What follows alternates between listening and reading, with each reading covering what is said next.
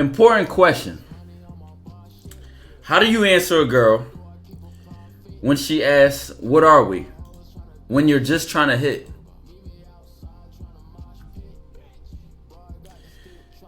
Didn't you just put the answer in the question? Now we all know, the first thing a guy with no game is gonna say, "I can't." You can't just tell her you want to fuck. Like she's just gonna stop because it almost. Let's talk about why. It'll make her feel like she's just her body to you. A proper way to display that you just want to fuck. Tell her, I don't know what I want with you more than the sexual attraction that I have for you.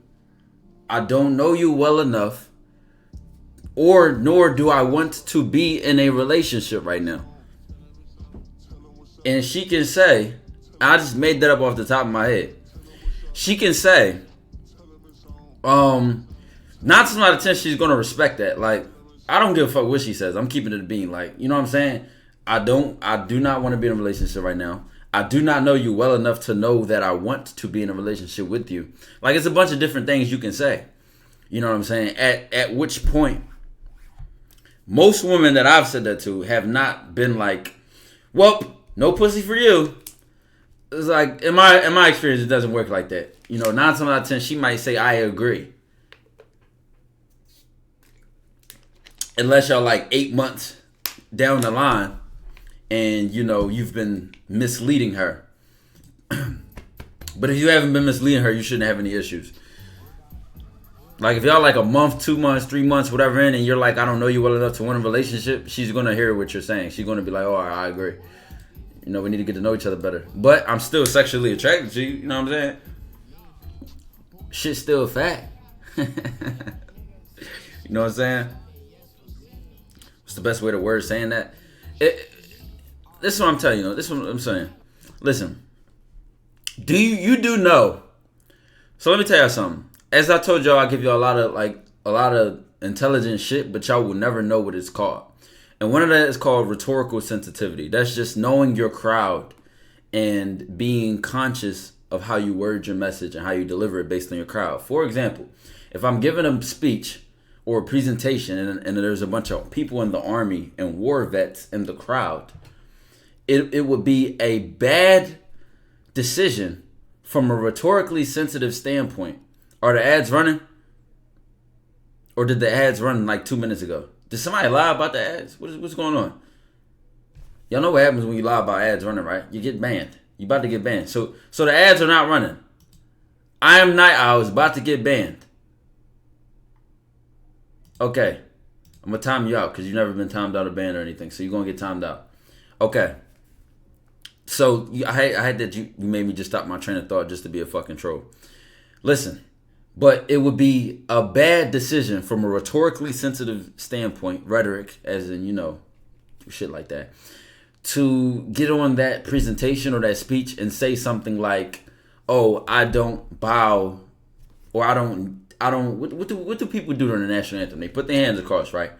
And most people would think it's disrespectful or offensive to take a knee.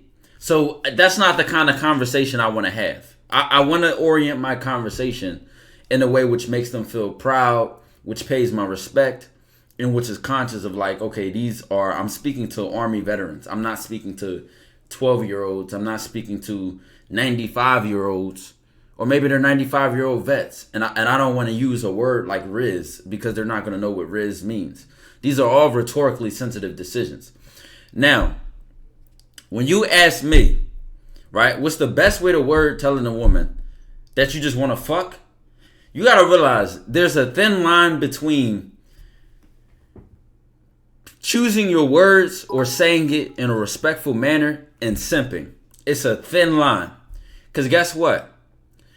The moment you sit here and try to like make somebody like you or avoid something or avoid them not liking you, that's simping. You know what I'm saying? the purpose of it is the other person's approval. Now, we just talked about rhetorical sensitivity and the approval of paying respects during a speech. That's a respect thing. It's not me saying, oh, I want these vets to like me. It's saying, out of respect for you being a vet, I'm not going to disrespect you. But I still am going to, have whatever message I have and, stand on my ground. And I seen something, right? And it was Melly Baby with the dude MTR, Mediocre Tutorials and Reviews. And I didn't even see the full live. I seen the dude from the Real Game No Theory panel with Steven Mr. 1950 react to it. And I feel as though it was a lot to look at in that video, just off of his reaction. Just how nervous MTR was acting. It just was very uncertain energy for a man. It just was very like, I'm trying to find my words here. It's uncertain. I don't know why uncertain is the best word I can come up with right now. It was just very nervous, like, you know what I'm saying? And it was just moving on the energy of like, okay, this is a pretty woman, and you trying to like play it safe a little bit. Fuck opinions, get you. That's my point. My point is that Melly is pretty. We all know Melly Monaco is pretty. There's no denying that. And a lot of dudes can get around a pretty woman and start acting different. You know what I'm saying? And that's what apparent what was going on, from my opinion. Somebody could disagree. Somebody can agree. Somebody might jump in front of him and say, hey, I love his content. But that opinion has nothing to do with the great content he puts out. He's actually a great content creator. But him and Melly being on that live stream together really kind of showed that her power level had him folding a little bit. Her power level had him folding a little bit. You know what I'm saying? He started being very technical with how he was saying things, man. And it was funny as shit, man. Nabahi, I appreciate the T1 sub. Who? Mediocre Tutorials and Reviews. Mediocre Tutorials and Reviews.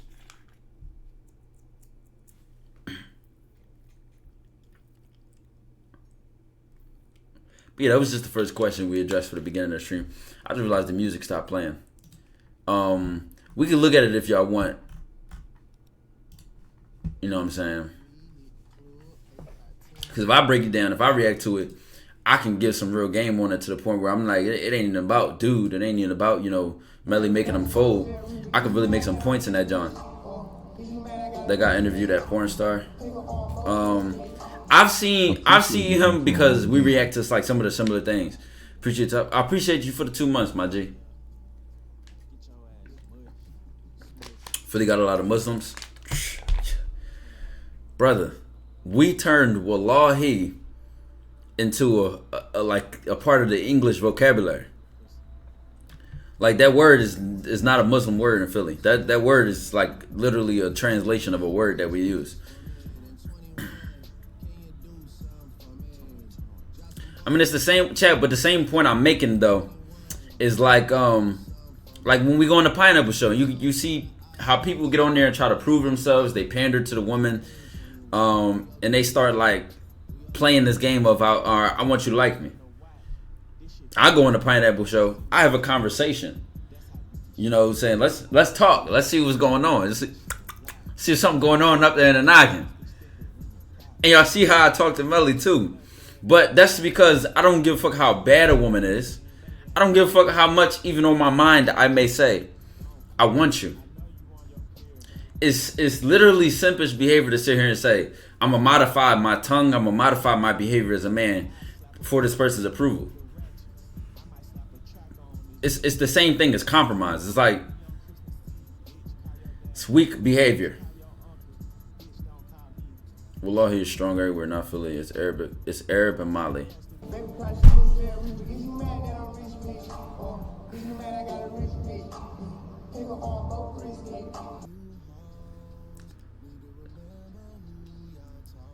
This guy didn't understand what the point I was making. I don't think he understood the point. How do you get over your past? Well, if this is your past, right? If your past is right here, You lift one leg up, step over. Your back leg is behind you now. You take that other leg, you step it over as well. You are now over your past. If you can't show me your past, like where's your past? Can you bring me your past? What is your past? Bring me your past. If I don't see your past, what is it? Where's it at? You know what I'm saying? As a wise man once said, don't look back, because we're not going that way. Come on, man. You try walking anywhere backwards. It just won't work. Life don't work like that.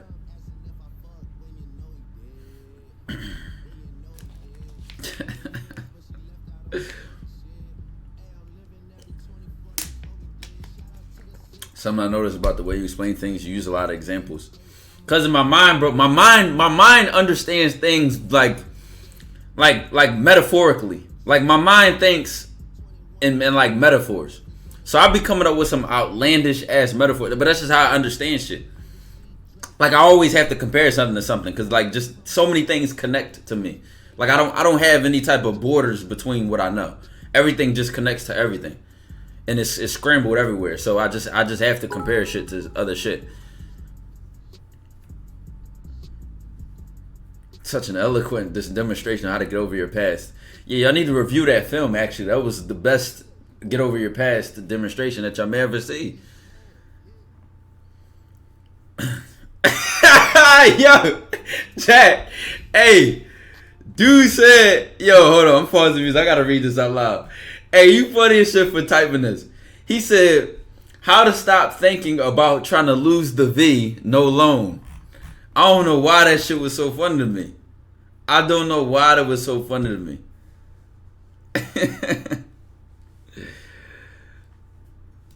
Alright, Ty, is that who I think it is?